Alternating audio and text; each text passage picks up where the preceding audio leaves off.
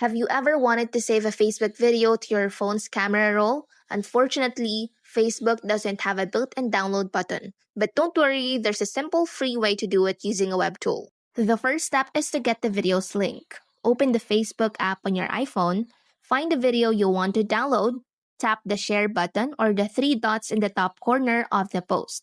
In the menu that pops up, tap Copy Link. The link is now copied to your clipboard. Now we'll use a website to get the video file. There are many options, but we'll use a reliable one like this one. Open Safari or any web browser on your iPhone, go to fdown.net. Tap on the text field and paste the link you just copied. Tap the download button.